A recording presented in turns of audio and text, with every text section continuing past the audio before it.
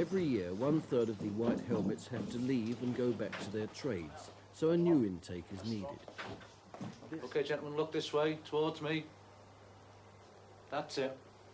Next lot, please. This is the last time anyone will be nice to them for a while. Come on, 34, you're funny! Move your soul! Come on! Long before the camp is properly aired, the volunteers are up and out for a taste of that blend of mental cruelty and physical torture known as PT. Keep it going, come on! Well, like a beast whale of a bloody seal. Come on, move yourself. The white helmets are patriots. They've always used British bikes.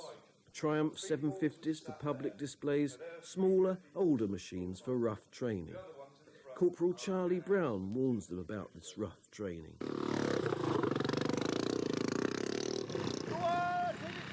Now, the army occupies some fine areas of natural beauty up in the Yorkshire Dales, but it doesn't use them just for nature rambles. Here on Fern Bank, they've eroded themselves a wonderful training ground. Gouged out courses which would give tanks a hard time, never mind machines on 2 wheels. Turn it round, back down. For the next few days, the men will get the feel of these bikes they've mostly never ridden before. It's not all they'll get the feel of.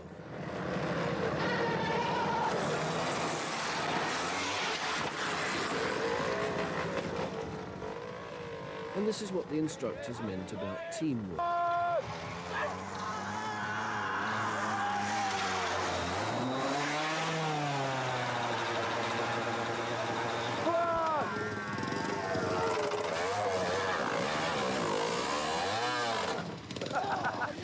Good effort. This delectable spot is not only a good place to watch riders come unstuck, but also to observe them doing punishment press-ups like so many frogs in spring. Your face ain't wet. Get in and do another 5. Wait! Look out! The other way!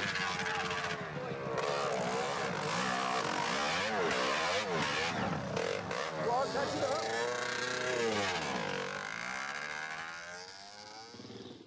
After that, this little ride through the trees looks almost idyllic. But you can tell what's going to happen, can't you? Now, that sort of thing apart, how's the show going so far, Corporal Brown? Is there anything a motorbike can do?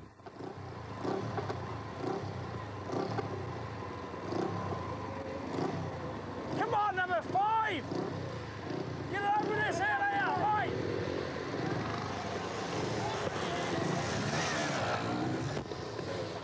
By now, there can be few parts of a would-be white helmet still unbruised or without pain. What are you laughing at? Is it funny? Get it out of here! Go on, get going! Come on, These bikes seem to have a will of their own. It's the will of a wild horse or a rodeo bull, a will to get rid of its rider.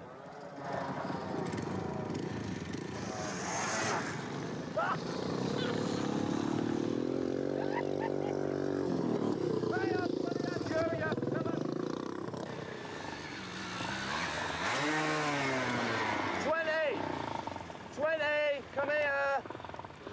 20. Come on.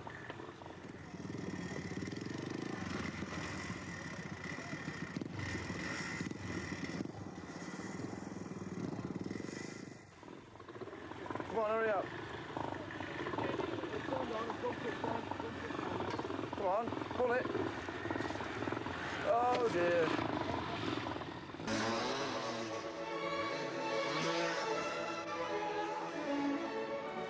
Get on this bike, 21. Watch your Don't foot. push me. Come on, 21, get your foot out of there. Where are you going? Now, in every squad of troops, whether they're learning to stick bayonets in other troops, to peel potatoes, or merely to ride motorbikes, there's always at least one whose a special role in life is to be picked on, whose special skill is to get things wrong. Here there are 2, number 23 and number 5. Get it up there. Go, ready, 3 minutes. Go! Pop it up!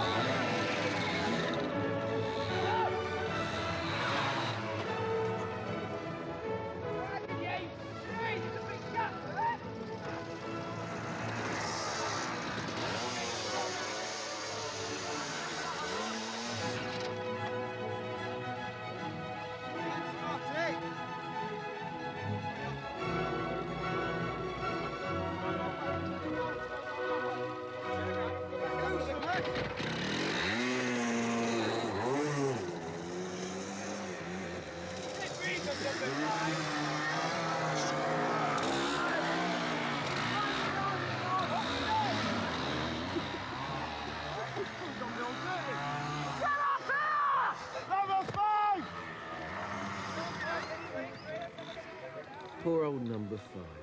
His bike has evidently taken a personal dislike to him. It'll go where it wants to go.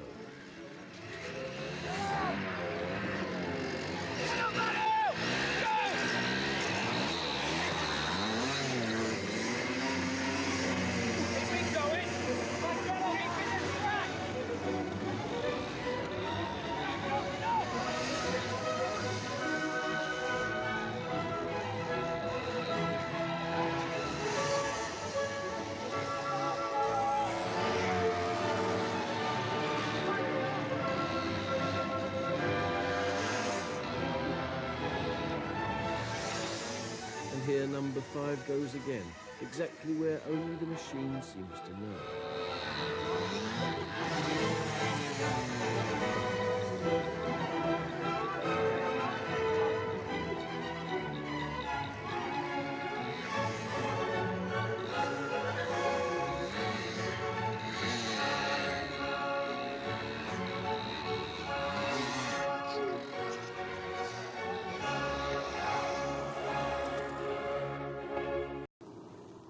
Having learned to control a motorbike and absorb large doses of pain, the lads are now going to be shown how to cope with an emergency when there are more men than machines.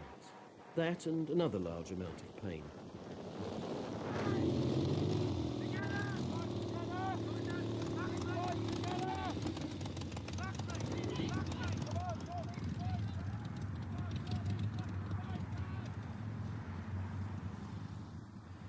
The culprit in that little pile-up was in fact not only an officer, but the man who's soon going to take over, Captain Jonathan Turner. If you feel that the bike is going to stall, if it starts dragging back, then start riding your clutch. Play it on your clutch to keep level with the rest of the bike. Right, okay, sir? Yeah.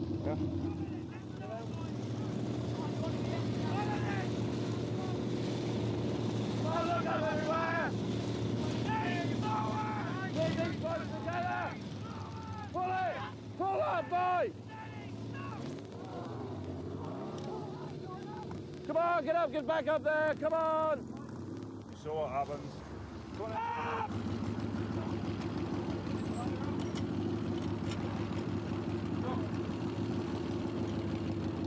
To get this one right, we'll have a tea break. The man with the most responsibility in this tableau, the actual rider who's bearing all the weight, is a lance corporal. He's seen all this before, though. He did the course the previous year.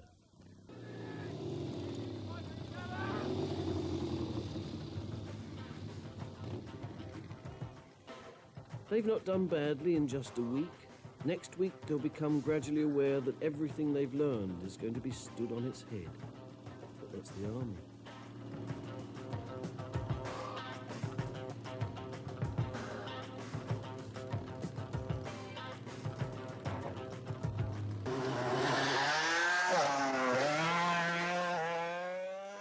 After a day or two of this sort of experience, a young soldier can feel like a battle-scarred veteran.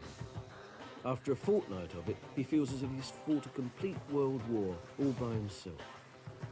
A fortnight of hard words, hard work, no free time, and just 3 hours sleep a night. All designed to see if the volunteers are the sort of characters who can stand up to it all and become members of the Royal Signal's White Helmets display team.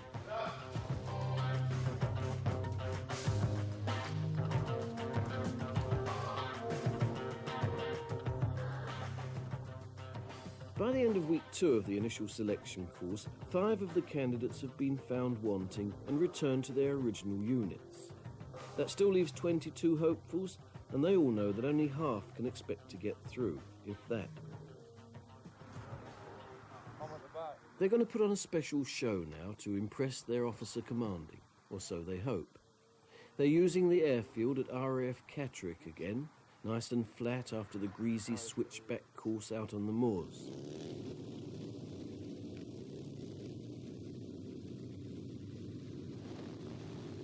They're bruised both in body and mind, but they can now perform tricks on motorbikes which, performed on a civilian carriageway, would render them liable to instant prosecution.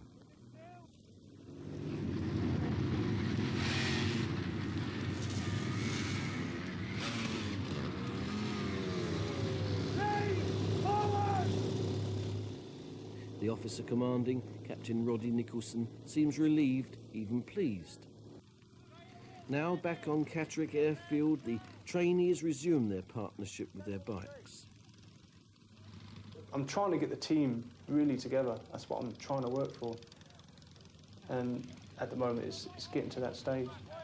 I just want to try and adapt these new members into the team and hope they get accepted, especially by the old members.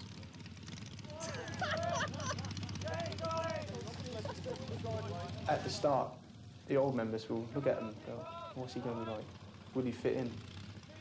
And eventually, after the 4 months show training, they will start acting as a team. They will start hanging about with each other. So if anyone slips through this selection course who shouldn't really have done, the team will find him out quickly. Oh yeah, in the show training, that's when we find out the ones who do slip through. Martin's going to do exactly the same thing, riding around in a circle. As he gets to this point here, starting with the new guys, you're going to jump on one at a time. We're going to see how many we can get on. Little taxi. It's more for his benefit, just to give him a little bit of control on the bike. Keep it going. Don't get feet up.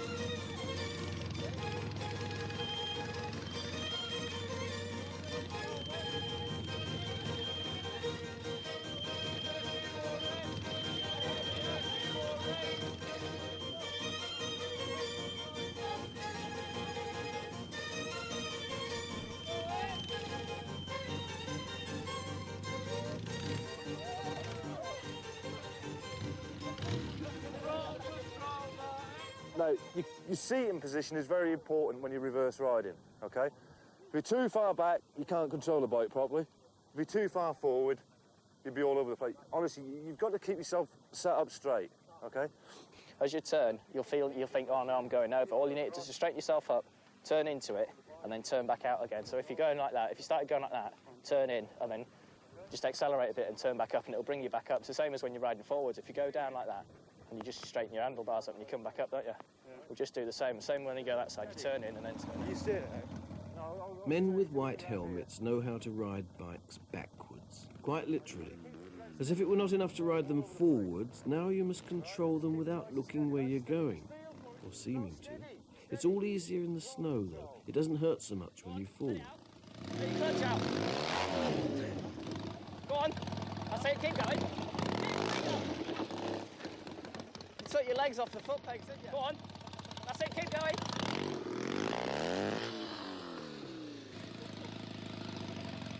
Go on, go on. Right. Go on, go on, go on. Turn out a bit.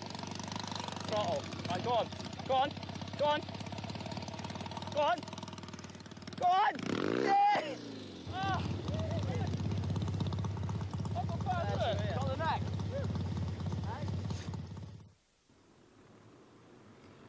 Now the white helmets are practicing one of their most spectacular stunts, the reverse crossover, missing each other by inches.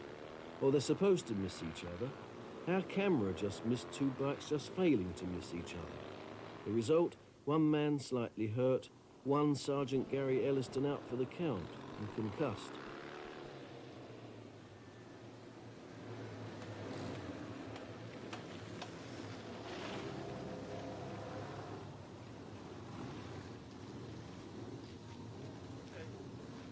All I remember is actually waking up in the hospital. Can't remember leaving the pits. Everything's a blank. I just remember sitting in the hospital feeling in pain. As you know, he's supposed to cross my back wheel, just after my back wheel, and he just clipped me, and he came off, and my bike just spun around and flicked me off as well. So. The problem is sometimes you get too confident, and it may sound a bit drastic, but something like this will help to calm you down a bit and make everyone else realise that even us can have an accident and get hurt. It helps in a way, even though you get hurt. Find now that for the next couple of goes that we do, the spaces will be, you know, there'll be big gaps between us two now, and then it'll get smaller and smaller and smaller, and then it'll probably happen again, and the same thing will happen again. It's his fault anyway. Lower ranks fault. Yeah. They're working up now to the Catterick opening show, when, if they're good enough, the new lads actually get their white helmets. But things are not going well, even with the old hands. Okay, in! Everything seems to be going from bad to worse, and the instructors are not amused.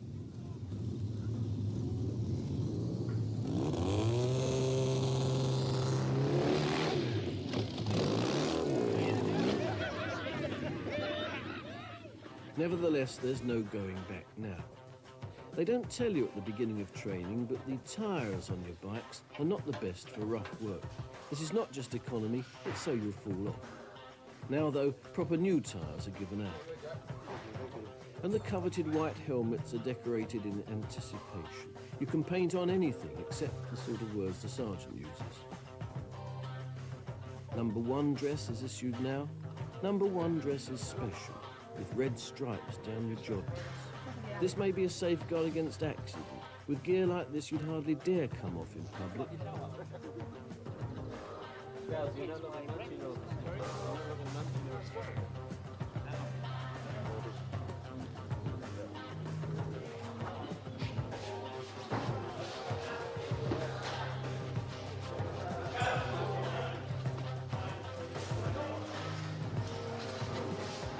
I ain't gonna say much. Just have a good one and don't flap too much. You'll be nervous at first, but once you get into it, you find your nerves will start disappearing. Keep your helmet under your left arm, remember, and your right hand glove off. And just keep yourself together. Don't start flapping. And now, all the anxieties, all the attacks of nerves have gone, just as the sergeant said they would.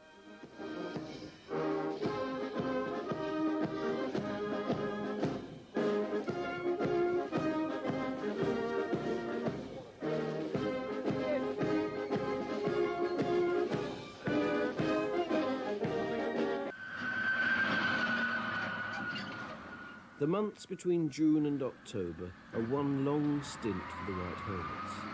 Now they perform, now they travel. They'll see a lot of people will see them, but there won't be a lot of rest, and soon one performing place will blur into another.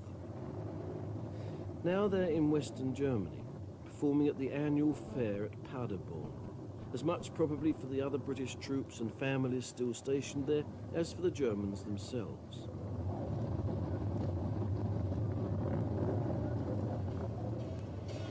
To demonstrate their now confident crossover technique.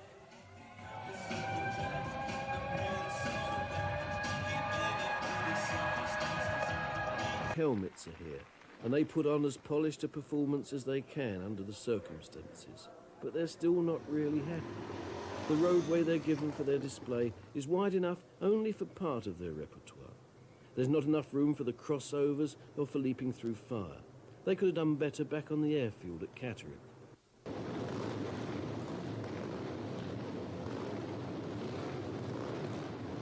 But this time the White Helmets have got the space they need to perform their more spectacular manoeuvres.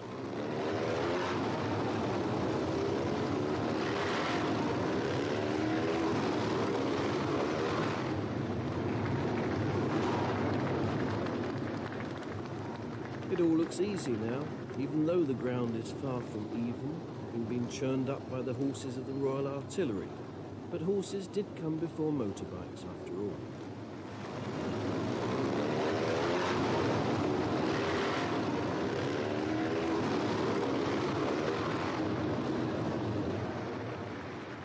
And there's special applause for these veterans of the Royal Signals.